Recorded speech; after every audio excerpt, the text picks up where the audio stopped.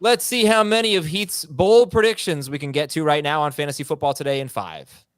What's going on, everyone? Filling in for Chris Towers once again. I am Adam Azer with Heath Cummings. He has 5 bold predictions. Go.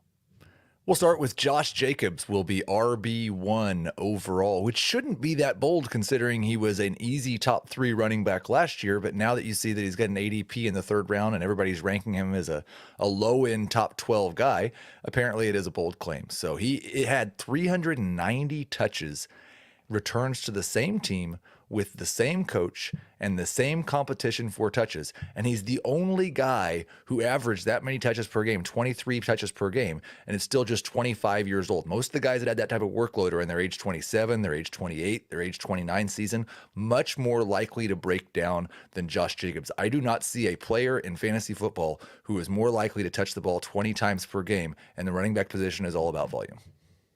It's definitely your least bold call. Well, it's my least bold call based on what happened last year. Yeah. RB2 from last year will be RB1 this year. Well, but look at the rankings. Yeah, he's undervalued. Okay, number 2 is about the Vikings wide receivers. Justin Jefferson and Jordan Addison will become the first duo since Juju Smith-Schuster and Antonio Brown to have 100 catches and 1,000 receiving yards apiece. Jefferson, obviously, a shoe-in to hit these numbers. Addison profiles as a slot wide receiver. We saw who gets a lot of targets. Now, playing next to Jefferson, that could be tough, but this will be one of the most pass-happy offenses in the NFL. Adam Thielen had 70 catches in this role and was a shell of his former self.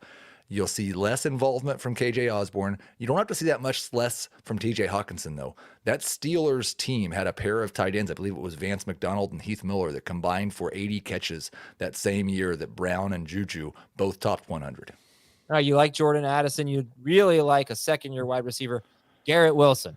Garrett Wilson will be number 1 in fantasy points, targets, receptions, and yards. I don't remember if the yards part was even on the bold prediction on the regular show. That's what you get here. He's number 17. He's got green on his jersey. He's playing with Aaron Rodgers. Rodgers is going to throw it to him 10 times a game. The guy just put up an 1,100-yard season playing with absolutely 0 NFL starting quarterbacks. Now he gets one of the greatest of all time. What if he changes his jersey number? That would be a problem. Okay. All right, we have 2 more. Stay in that division with Tua Tagovailoa. Tua will throw for 5,000 yards and 40 touchdowns. He will play 17 games. He's played 13 each of the last 2 years. They just have to protect him better. He doesn't really run. The only place he gets hurt is in the pocket. The Dolphins' offensive line will be better this year. He had a 5-game stretch where he was on pace for 5,300 yards and 41 touchdowns. That doesn't even include the 400-yard, 6-touchdown game that he had last year. He's got a really good pass offense and 2 of the best wide receivers in the NFL. Yeah, and I got to do some research about quarterbacks who have had 2 wide receivers finish top 10.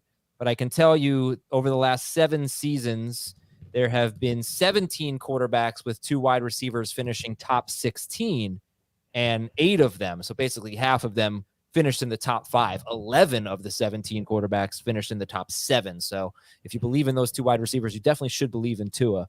Okay, we have one more here, Heath, and it's about, this was to me the most shocking, the boldest about Pat Freiermuth. It shouldn't be, because I have him finishing tight end 3, and nobody knows who's going to be tight end 3. Everybody likes Travis Kelce at 1 and Mark Andrews at 2. But Freiermuth showed the ability to succeed in the red zone as a rookie. Last year saw his target volume go all the way up to 98 targets in just 16 games. I believe that was at least 10 more than what George Pickens had in a full season. I expect Freiermuth to be a top 5 guy in terms of targets for tight ends. I expect Kenny Pickett to improve a lot in the red zone, which will boost Freiermuth's touchdown total, and he will finish the year as a top 3 guy with 7 or 8 touchdowns and 800 to 900 yards. I actually think the 201 is the boldest. Well, this depends on how certain you like. I don't think anybody should feel sure that he's going to get hurt, and if he doesn't get hurt, I don't think it's that bold. It's bold. That's bold. It's good. It's good. It's good. It should be bold. I mean, I like it. Yeah, good. All right, that's Heath Cummings' 5 bold predictions. We've got Dave, and then I've got my bold predictions coming up later this week on FFT in 5. Talk to you tomorrow.